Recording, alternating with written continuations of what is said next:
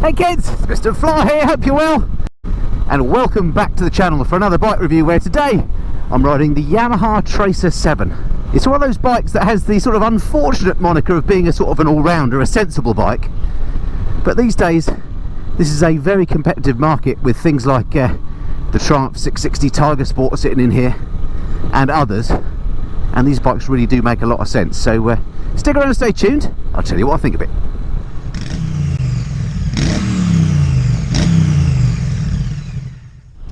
Okay, so welcome aboard the Tracer 7 then. A bike that I think looks absolutely cracking. I think they've got the styling of this really top notch. So before I tell you what it's like to ride, let me show you around the bike. Let's have a look at the styling of this thing. Alright then, let's take a look at this bike then, shall we? First off, check out this front fairing on here. I think it looks absolutely beautiful on here, quite unlike any other bikes. I suppose in some ways it's almost got a bit of Panigale about it, I don't know, maybe. I love the way it's got these sort of projector headlights on here and these running lights as well. I think they've done a nice job with the styling of it around the hand guards, which actually work much better than you would expect, because they look kind of small, don't they, and slim, but actually they do keep the wind off your hands. I like the fact you've got these LED indicators there as well. The fit and finish on the bike is typically Yamaha. The paint is beautiful and deep and lustrous, very, very nice indeed. The other things to point out on here, I guess, are some of the things that are non-standard on this particular bike that I've got. First off, this seat here, this is the touring or comfort seat, and it is very comfortable. More about that later. I just think it looks nice. They've done a nice job with the stitching and the sort of contouring on here with different sorts of foams and stuff. I think that looks good. The other thing that's non-standard about this bike is the luggage rack on the back here. This is for the optional top box that I don't have, so that wouldn't normally come with the bike. Interesting, at the back end of this bike, actually, rarely or unusually, is one of those bikes that doesn't necessarily need a tail tidy. I think it looks all right at the back. It might be different without this rack, but I think it looks quite nice at the back end. What else to say about it? Yeah, generally speaking, I think a handsome looking motorcycle. I'm really liking it. Oh, the other thing that's not standard about this particular bike as well is this one's fitted with the optional Yamaha heated grips as well. Anyway, so much for what she looks like then. What about riding her? This is the first time I've ridden the bike. Yamaha have literally just dropped it off to me. I've been on it all of about 3 miles. So these are very much my first impressions of the bike. And I must say, the first thing that strikes me about the bike is that it is supremely comfortable. These bikes these days are just designed so well in terms of comfort. I mean, this does have the non-standard comfort seat as I showed you, but the seat itself is very, very comfortable. The handlebars are nice and wide, and I'm sat nice and upright. I'm not leant forward at all. I am properly upright. My legs, slightly acute angle maybe, but nothing at all extreme. It is all day comfortable. It's one of those bikes that you could really do everything on. If you want to go on long days on the bike and go touring, you absolutely could on this. It's as comfortable as any bike out there, it has to be said. It's got this smart little fairing on here, so you've got a bit of wind protection, and it's got this screen on here which is really easy to adjust. Look, one-handed, push it up and down like that.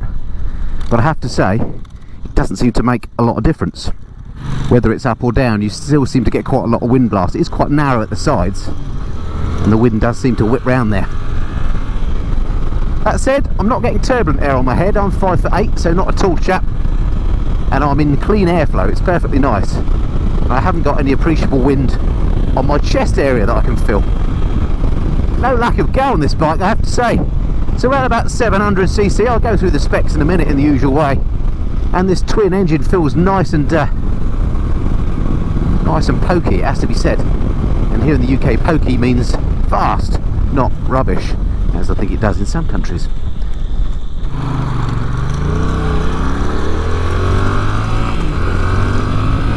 Yeah, acceleration on it seems absolutely fine. It's not like a neck-snappingly fast motorcycle. You wouldn't expect it to be. You're quickly up to, well, illegal speeds to slow down again in no time at all. So for real world riding, which of course this bike is designed for, it's got ample power. Mirrors on here, quite like this design. Seem to be nice and sturdy. I can see well behind me. Haven't got all that moving around stuff or jiggling about that sometimes gets in the way of bike mirrors. I don't know why, but this one seems absolutely fine. In terms of the cockpit, It's a beautifully simple bike. There's no complicated electronics. It's got this LCD screen, which is nice and clear. It's got everything on it you need, including a gear position indicator and a proper fuel gauge, I'm glad to say. Still to this day, I come across motorcycles that don't have proper fuel gauges. I just don't know what that's about. But not the Tracer 7, that's got a fuel gauge. It is an LCD screen, not a TFT one, which basically means it's monochrome, but that doesn't matter. It's nice and clear. I can see very clearly what I'm doing. And as I say, no electronics to worry about on here, no riding modes, no nothing like that. It does have ABS. Don't even think it has traction control. But as far as I'm concerned, ABS is a fairly essential electronic aid. Other than that, you can pretty much keep the rest for road riding. I wouldn't say no to a rain mode maybe, but really I don't think I'd miss it. Riding position is great. Look, I'm stuck behind this Kia at the moment, but I can see way over the top of it because I'm sitting nice and high up. So for in traffic, if you're in the commuting role, which of course this bike is ideally suited at, you'd easily see over cars and be able to see what the traffic's doing and work out your route ahead. It's brilliant. It feels super light as well, I have to say.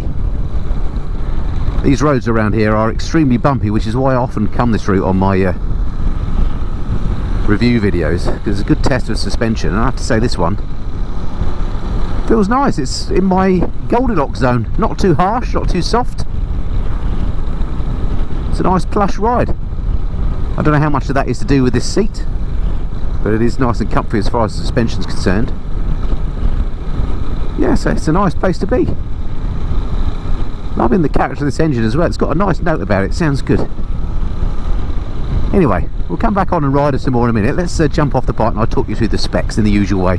Sadly, we have to do the numbers on these reviews. Alright, let's talk spec then on the Tracer 7, shall we?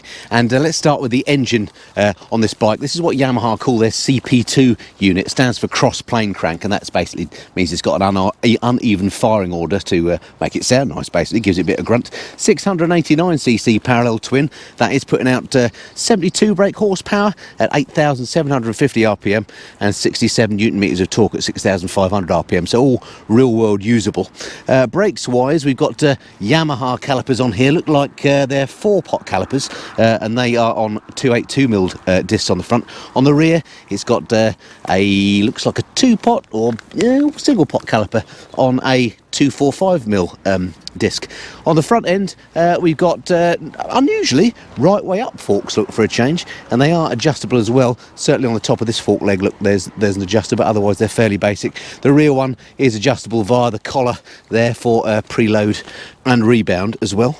Seat height on here, 835mm, which doesn't sound particularly low, but it is nice and narrow waisted. I can get my feet flat on the deck on this one at 5'8".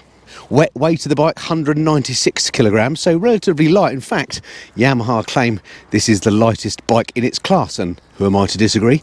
Fuel tank on here, 17 litres. Fine for this capacity bike. I'd expect, something like 180 plus miles out of a tank before you're looking for a fill up. Around about 60 miles per gallon, something like that. On the front, we've got dual LED projector headlights, which look really cool, particularly with these running lights as well. And price-wise, according to the interweb, I found one of these for $7,995 plus on-the-road costs. So smidge under £8,000 plus on-the-road costs. Absolute bargain, I reckon. Okay, welcome back aboard the Tracer 7 then, which I have to say is a bundle of fun to ride. Reminds me, not surprisingly, very much of the Triumph Tiger 660 Sport, which I rode recently. I've got videos of that bike up on the channel, and that bike very much a competitor to this. So I would say it's its prime competitor. Other competitors for this bike, things like the Kawasaki Versys 650, which is a good bike, but to my mind doesn't look as nice.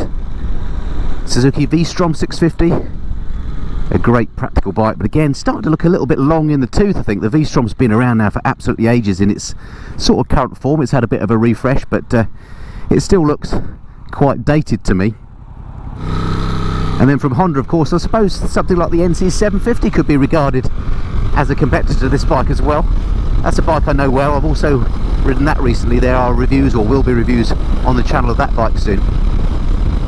But I think its closest competitor has to be that Triumph Tiger 650 Sport.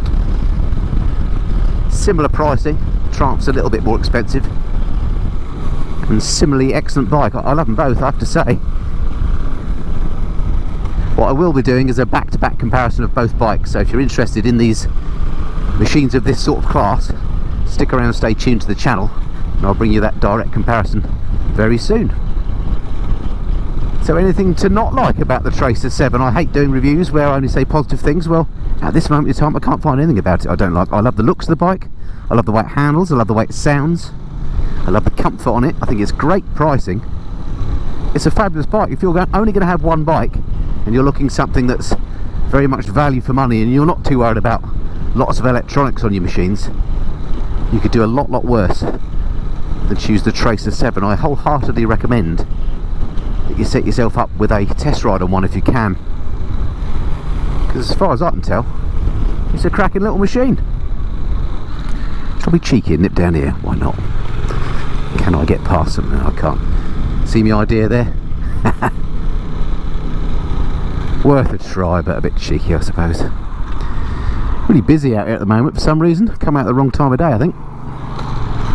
Not even knocking off time yet. It's 20 to 4 in the afternoon. Why is it so busy? Right, let's just try that screen again. It's its that's in its uppermost position. Alright, it's got...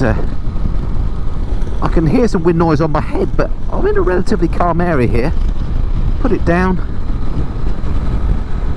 Yeah, well, maybe it's moved the area down slightly, but it really doesn't make an awful lot of difference. I think I'll leave it in the lower position just because the bike looks better. The CP2 engine sounds really good. It's got a nice note to it. It's nice and grunty. I do love twins in the real world. It's got power everywhere. Yeah, I like this bike a lot. Anyway, hope you enjoyed this video. If you have, do consider hitting that subscribe button, and the like or dislike, all that stuff all helps apparently. And look forward to speaking to you next time. Until then, this has been the Mr. Flyer. Cheerio.